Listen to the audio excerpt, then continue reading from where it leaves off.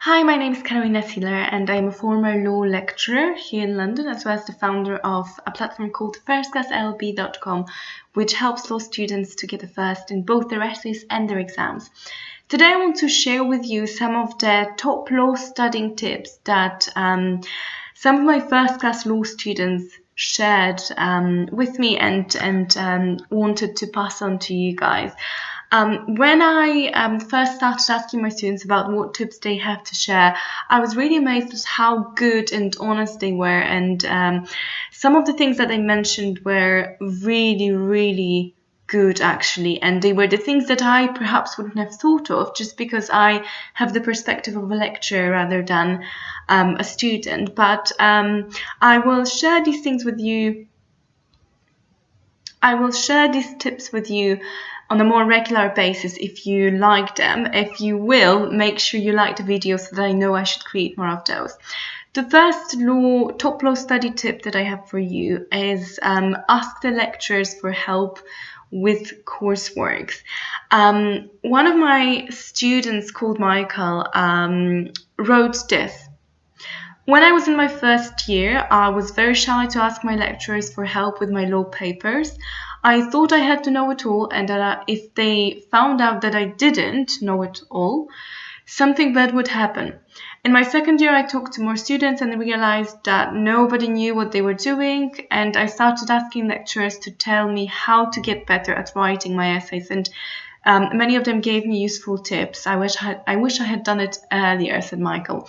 Honestly, I haven't, before I talked to Michael about it, I haven't even thought of it, but yeah, it is quite true. When you're sitting there in the classroom, you probably, especially in your first year, you probably must have the feeling of, oh my God, I must be stupid. I can't understand any of what's happening. Well, it happens for all the students, trust me. Usually it happens up until the very end of the degree, and every single module that you're starting is a new module. It's new keywords to remember, it's new explanations, new legal rules. So it's understandable that you can't get exactly what the lecturer is saying, and you really shouldn't try to pretend that you know it all and that you're understanding it. Your lecturer probably realizes that you don't understand it. If they don't, then they are just not a good lecturer. Unfortunately, but you should really speak up whenever whenever there's something that's bothering you or you don't understand. Now, there is a way to do it in a gentle way. So you shouldn't try to challenge your lecturer in any way. You shouldn't be rude to them. But if there is something that you don't understand, just feel free to raise your hand and just ask, like, I'm so sorry for interrupting you. Could you go over this again because I didn't get that? Or even, especially when it comes to important stuff like writing your essays, like writing your exams, you really honestly should ask these questions and detailed questions to your lecturer. Maybe it's not the best to do it kind of during the lecture time or during the seminar time, but you can easily do that after the lecture or the seminar. Just approach them whenever you start working on your essays. And just ask them, for example, if there is a specific way that they would like you to approach this particular topic that you're working on. Is there a specific essay structure that they would want you to use? Is there a specific part of the lecture, for example, that the coursework question is set on, that they would like you to focus on more than on others? This is something that you honestly cannot tell yourself at the very beginning when you're just starting a specific module, which is the case with all your coursework that you're going to be writing. And it's just honestly so much easier to go and ask your lecturer. And it might be the case that they will not want to give you advice. It might be that they are just busy and they just really honestly don't have time to spend with every student to answer those questions. It might be that they just believe that they just expect way too much than they should expect from a student at your level, and they just want you to figure everything out on your own. But in general, most lecturers will probably be happy to give you some pointers here and there, and ultimately they are the people who will be grading your courseworks and your exams. So you need to kind of try to tailor whatever you're doing to their lecture slides that they prepared and to whatever they tell you. Now, if your lecturers are not that eager in giving you guidance, you can always check out the First Class OSA Writing course which I created that gives you a lot of detailed and useful advice about how to approach literally any law essay and get a first in it when writing it. So that's something that you can use kind of as a form of support in case your lecturer doesn't give you any pointers and any advice. I have provided a link to the course down below just in case you want to check it out. The next thing that one of my other students mentioned was to listen carefully during revision sessions. Usually once per term around the exam time, so just before you start your exam study, there is a so-called revision session. And some students I have noticed in the past go through this Some students I have noticed in the past go through this stage where they will be quite eager to study and learn at the very beginning of the course in the first 2-3 weeks, and then they kind of the motivation fades away a little bit. Maybe you've become busy, maybe you have work that you need to go to, and your energy levels are a bit low and you didn't have time to revise, and you've kind of lost track of what's happening in the module, and then by the time it gets to the revision session right before the exam, you've kind of already given up on it, and you're thinking to yourself, okay, so I haven't been listening for the past several weeks to the lectures. I honestly don't know what's happening. Nothing that the lecturer will say to me will make sense at the moment. I will just have to figure it out on my own when I start revising, when I start learning. Well, if you're thinking this way, I want you to hear what one of my students, Shaida, said about listening during revision sessions. Here's what she said. I found this one subject in my second year very boring, and I was zooming in and out during lectures and throughout the whole term. I just couldn't stay focused. When the revision session arrived, I was too tired of hearing about this topic and didn't pay attention at all. That was a mistake. It turned out that none of my closer friends paid attention and nobody knew what to revise for the exam. I got very stressed and I didn't do well at the exam. Now, even though if you have not been following the lectures properly for a couple of weeks and it gets to the revision session, you feel like, okay, this is like nothing that the lecturer will say now I will understand, so there's no point me listening. You should still try to force yourself to listen and write down anything that the lecturer says, because chances are that when you start studying, things will very quickly start making sense, and then you'll be able to see in your notes, oh, okay, this is what the lecturer said, and this is what they meant when they said this and that. That's what I should revise, and that's what I shouldn't revise. So if you do that, you will really be able to, save a lot of time during your exam revisions without having to, without actually.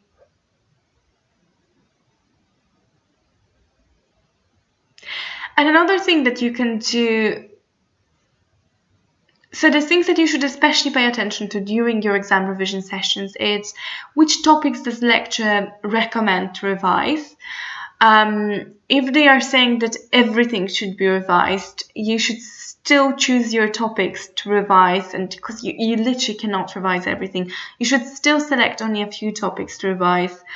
Those should be based on kind of how much time the lecturer spent on specific issues during the lectures, and also it's something that you can gauge by having a look at and it's also something that you can gauge by getting access to my first class revision notes guides on different topics, which just literally list the most important topics. So if anything else fails, if your lecturer hasn't provided you with any specific information, you can always stick to just those topics, because they are literally the topics that come up on every single exam again and again in a specific subject.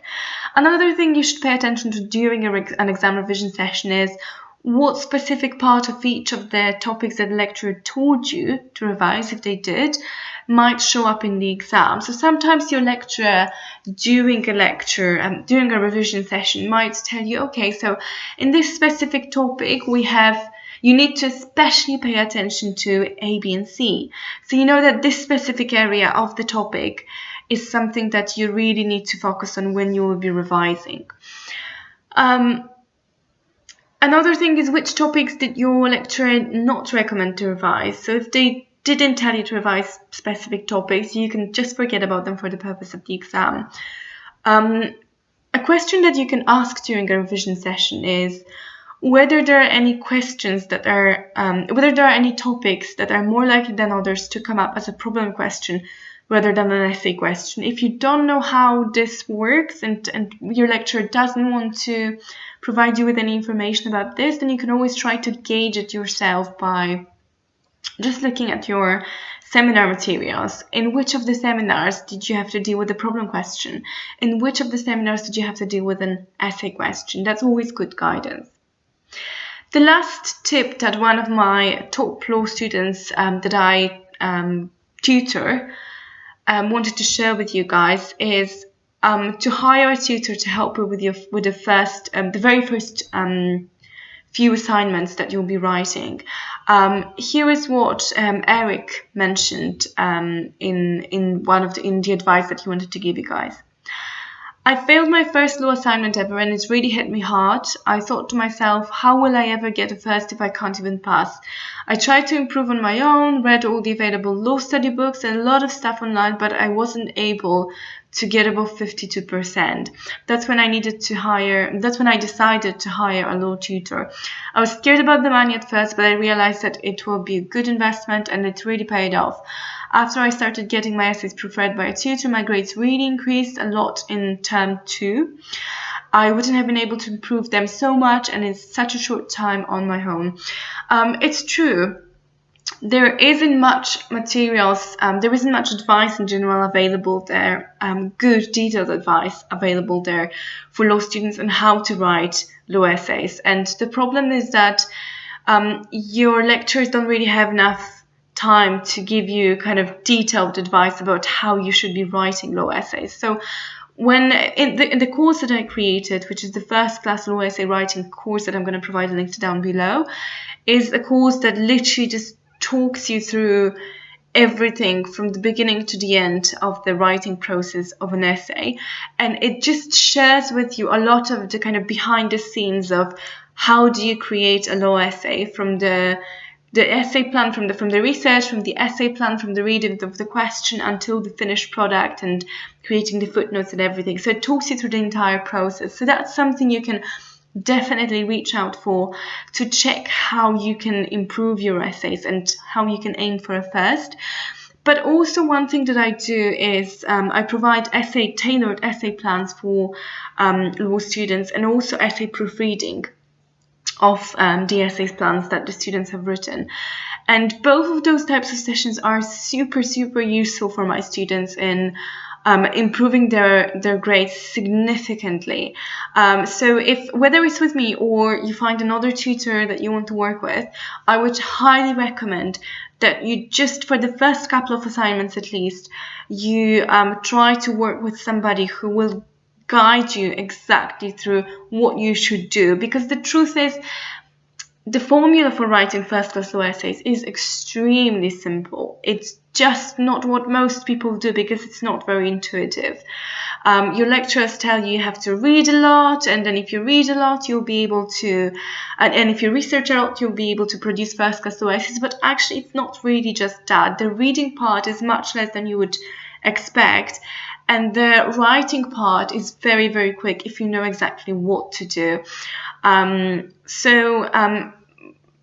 Yeah, these are the tools that you can use. Just hiring a law tutor is something that can really, really help you in the first couple of essays.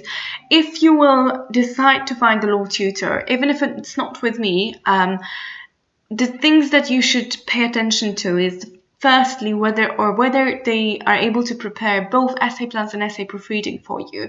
When writing a law essay and trying to get a first, these two things are crucial. So if you just get your essay proofread, chances are that you will send your essay to a tutor and they will do the proofreading for you, but because they haven't really dealt with your essay from the beginning, they will not be able to fix some of the major structural issues in your essay, and they will not be able to, for example, provide you or correct some major mistakes. Like, for example, you have mentioned half of the cases which you mentioned are irrelevant because you haven't understood the question. So that's what the essay plans are for. Whereas if you if you hire a tutor that can only give you essay plans, or if you order some generic essay plans cheaply from some of the other websites that try to support law students, the thing that you will do is the thing that you're risking is that your essay plan is not going to be tailored to your essay, and therefore your essay will miss the point. And so you will really struggle to produce something that's of a good enough quality that if you send it to a tutor, they can just quickly proofread it and it will help you to get a first. The next thing to pay attention to is, do they provide any training materials that you can access for free or you can pay for? Because it's all professional law tutors do provide professional training materials that guide you through the process, that help you do a lot of the work yourself and help you understand how you should write your essays, so that you don't have to constantly keep relying on them by ordering essay plans and essay proofreading, unless it's something that really helps you and you have the budget for.